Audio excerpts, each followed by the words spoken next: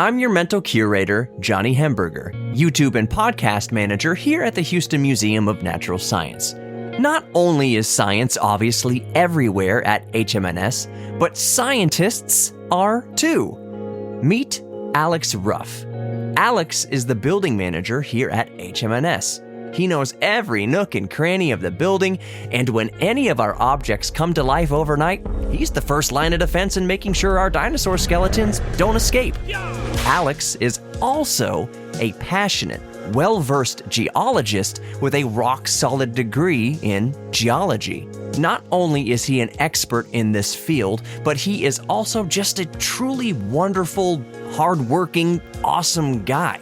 For this episode of the HMNS Beyond Bones podcast, I had the privilege of meeting Alex in front of the world-famous Alma Queen Rhodochrosite specimen to talk about the Alma Queen and so much more mining of the mind. All right, welcome to the HMNS Beyond Bones podcast. My guest this week for this episode is Alex Ruff.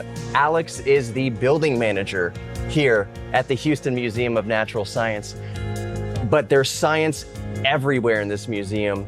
Alex is actually a geologist. So can we just talk about your story in the field of geology, kind of where it started and how that happened for you? Yeah, so originally when I went to college, I went to start business because I wanted to, own a restaurant and things like that. But growing up, geology was always a passion, collecting rocks, like most kids do. But I took a geologist class in my undergrad, and that sparked a real passion. So I actually switched degrees and finished off with a degree in geology and started in the oil and gas field, but it just wasn't the same. Right. Because that's what everybody does when they come to Texas, is they do the oil field. And so, but I found it to be more interesting to teach about geology and to learn more about the ins and outs of all different things. And mineralogy has always been a passion of mine. And so working for the museum was a way that I could definitely get into more gems and minerals and things like that. And so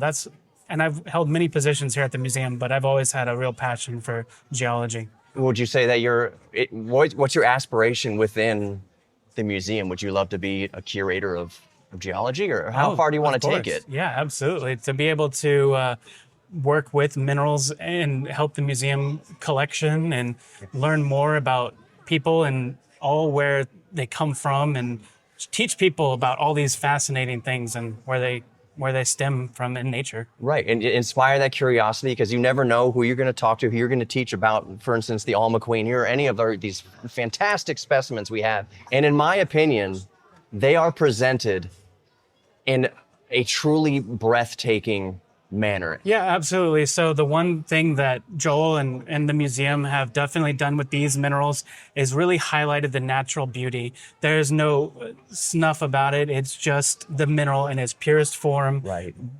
Beautifully lit in the best fashion right here in this hall. With the black backgrounds and the beautiful lighting, you see the beauty for what it truly is. Right, and that's one thing that I love about it too. You can see on camera here, and I will show some B-roll while we're talking here also. It is, I would call it minimalist. Yes. It's a black background, just a jet black background, so you can really see the mineral for what it is in all of its natural glory. There's nothing kind of around it to distract from it.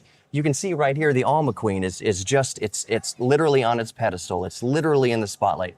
Can you speak a little bit to, if you can, the unique lighting in this hall? These cases specifically are unique in such a way that each little light, it can be moved and positioned. Right. The color of the light and the temperature can definitely highlight and blend well with the mineral, and you can pinpoint the structure, the colors. You can actually move them so that they're backlit, and it's just amazing what these cases are able to do. They're not just your simple put a light on the mineral. They're built so that they're encased, but they're also humidity controlled, temperature controlled.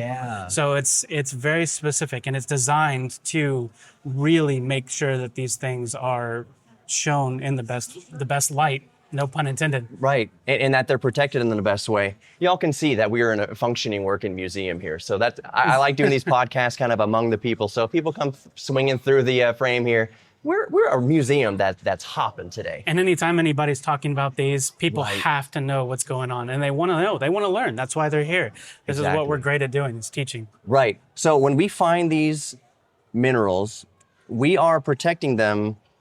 It's not exactly hermetically sealed, I don't think. It's probably not.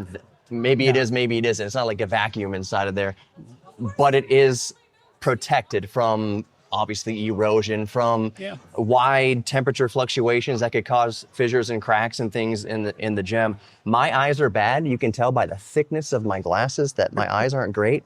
But in here, it's like looking at things in 8K. Like it's super crisp, super sharp. Even the glass here is immaculate. The glass here that they use seems like a mineral in itself that should be on display because of the clarity and all that, which I'm sure is on purpose.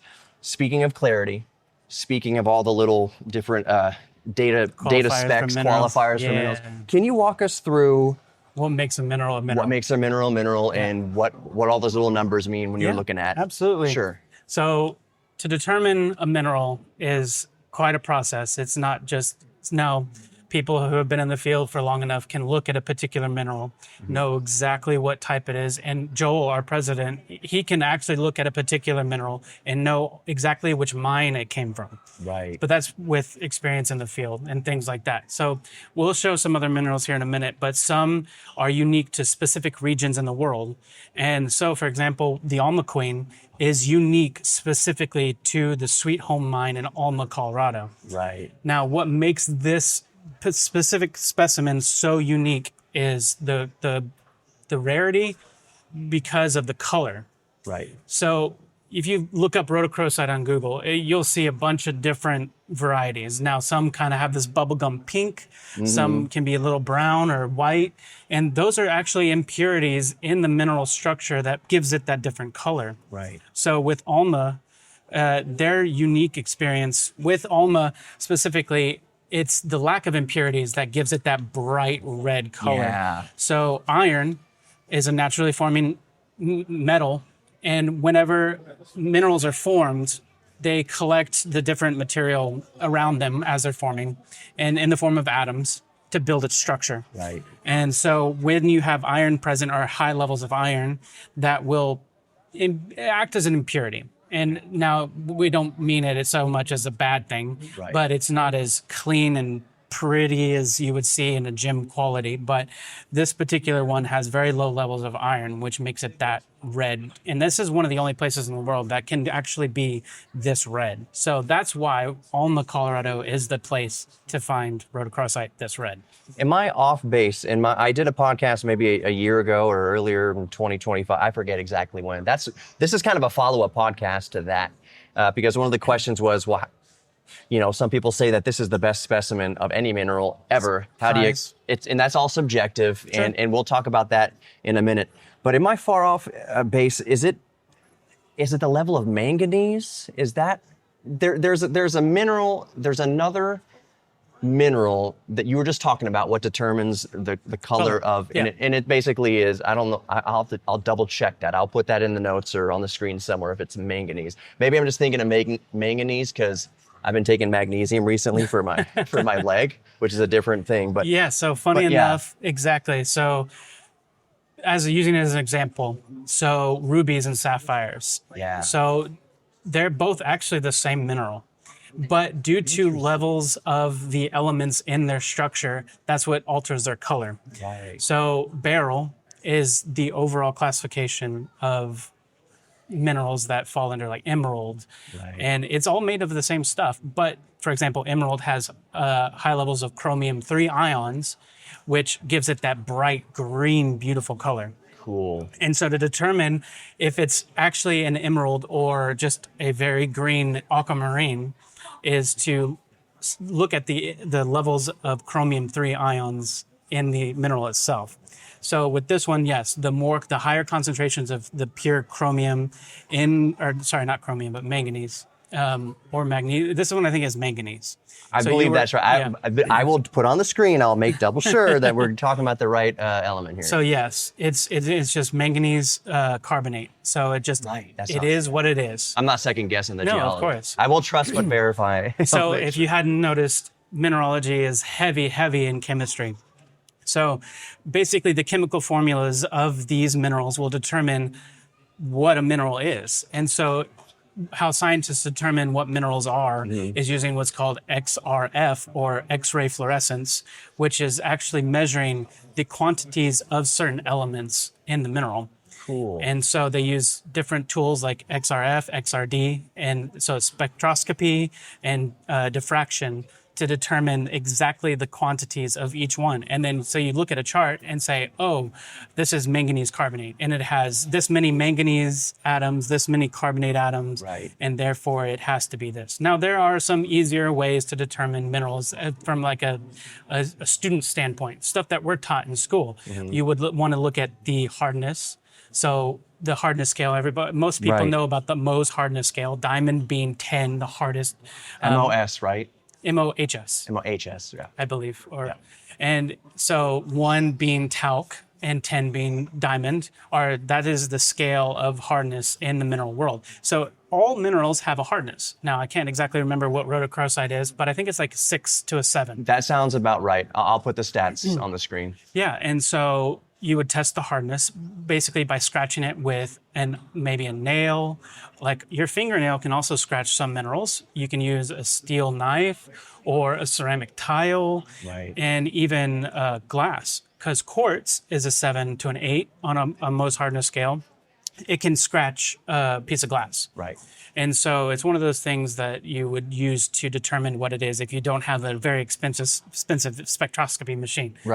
But I realized I skimmed over the part, like what makes a mineral a mineral. So there are defining classifications that says that this is a mineral. So it has to be naturally forming, meaning that we can't make it in a lab. It has to be inorganic, which means that it can't be made by a living organism. So like pearl, mother of pearl, things like that is actually created by a living organism. So like mollusks and things. Yeah, so it can't technically be a mineral. It is a precious gem. So the qualification of being a gem versus a mineral, because not all minerals are gems, but some gems are minerals. It's this Venn diagram. Yeah, exactly. And so you would assume that, like, some things kind of blend, like ice. Naturally forming ice, like in Antarctica, can be considered a mineral because it's naturally forming inorganic solid. It has to be a solid, no gas. Or liquid. It's blowing my mind that ice can be a mineral. A mineral. Yeah. Cool. And then also it has to have a set, definite crystal structure. Okay. So if you look at this Alma Queen here, it has a distinct shape and overall, shape's probably the structure is the best way to look at it. So to determine some minerals, you will look at their crystal structure. Now there are 7 distinct crystal systems that minerals fall under. There's like monoclinic, triclinic, cubic, tetrahedrons, all those different shapes were formed by their chemical structure. So a common one that most people have heard of is pyrite. It forms cubes naturally. So when people look at pyrite, they see these perfectly golden hued cubes. That's how it comes out of the ground, because of the iron that bonds with the minerals actually forms perfect cubes at its atomic level. Cool. So it's like Legos. If you build a block of Legos and then keep stacking more blocks of Legos on top of this square, it'll continue that shape unless you alter the overall structure. It's almost like a snowball. Yeah. Starts a small sphere and then it just ends builds a small on top sphere of it. Because that is the natural way that it's all going to come together. Now, snowballs are different than the lattice work of molecules and things like that. It's not too far off, but that's so fascinating that you can see the structure of the Alma Queen or any mineral on display here and know that at the atomic level, it starts more or less in that shape and just layer by layer goes out and it holds that shape. So technically, if you were to break this, although we don't recommend doing that. Please don't try. Yeah. It would actually break into smaller versions of itself. It would follow that same crystal structure. Now that's called cleavage. Yeah. So cleavage is whenever you break a mineral and it will follow those planes of the structure and form little tiny versions of itself. Yeah. And so much like a giant snowball, when you're building a snowman, if you were to put a stick in it, it would change the shape somewhat, maybe a little bit. But that's what happens when you are forming a mineral and then you have something that is included or inclusion inside. So for example, behind you actually is a quartz that is included with rutile, Wow. which in of itself is a separate mineral, but as it was growing, the rutile inside was forming and solidifying, and then the quartz grew around it. So much like the stick in a snowball, stuff can get mixed in during the process. Now, it didn't change the overall crystal structure of the quartz because there was more material of the silicon dioxide, which forms the quartz, to layer on top. But a lot of times, natural processes will interrupt or change varying structures. And so with the Alma Queen, the reason why it's so held esteem is because it doesn't have those inclusions or impurities. It is in its pure form, naturally formed beautifully as it is.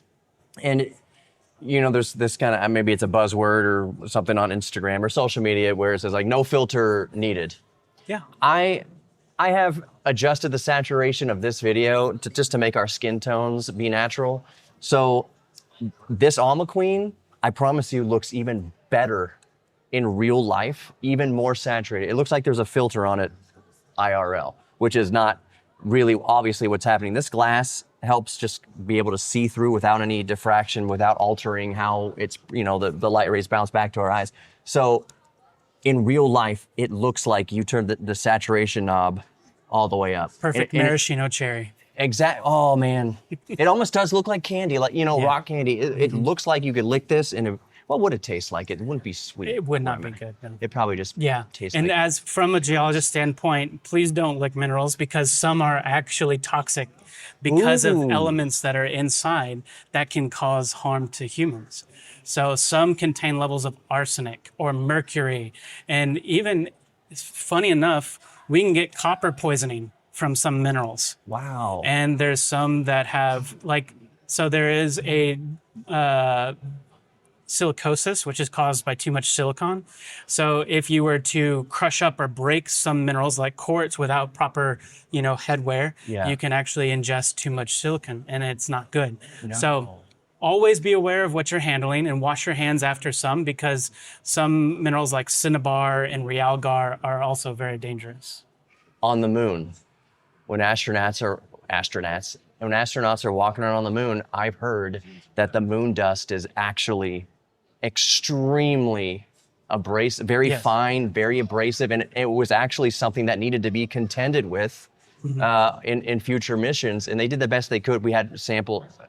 I don't think we had. Do we have samples before Apollo? I don't think we had samples before Apollo. I think Apollo missions were the first where they collected samples. Right, because you have to kind of learn as you go. We'd never been to the moon before, and just from the outside, it doesn't look like a problem. Right, but can you speak to that?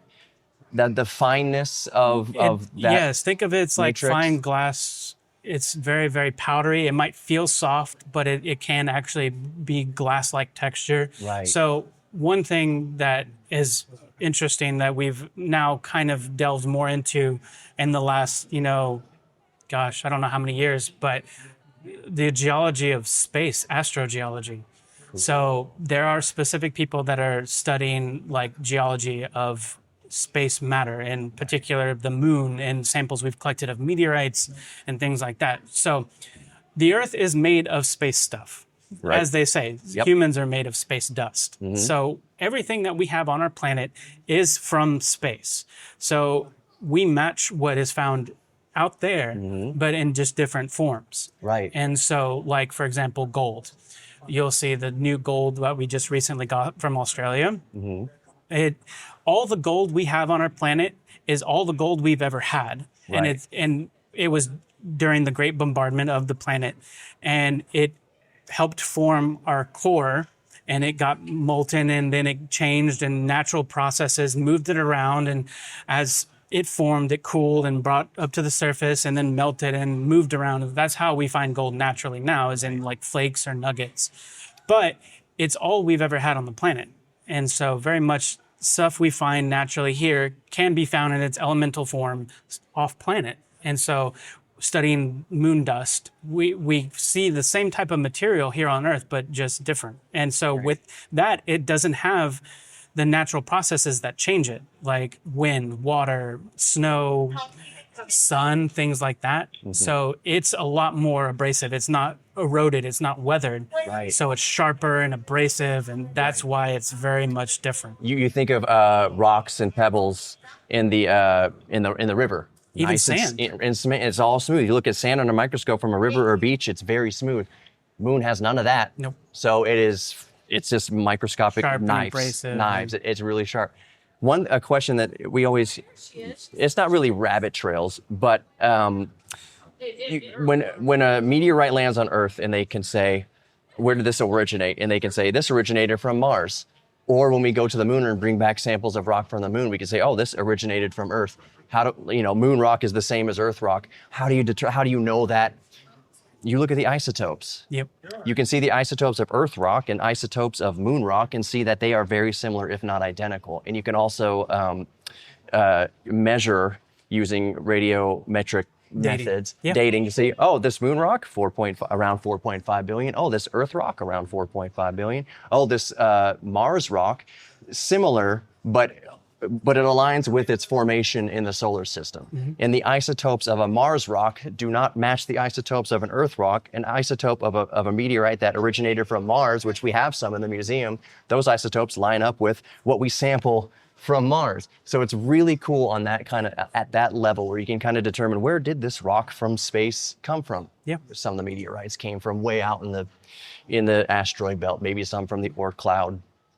And we've done things like that, but on a lot shorter terms, because we can at least determine briefly how old the Earth is. Right. And so like mountains, when they form, they have geologic signatures, like certain things that happen in a certain timeline, because the Earth is like a cake. It's formed layers. Right. So stuff that happened the longest time ago is always going to be at the base.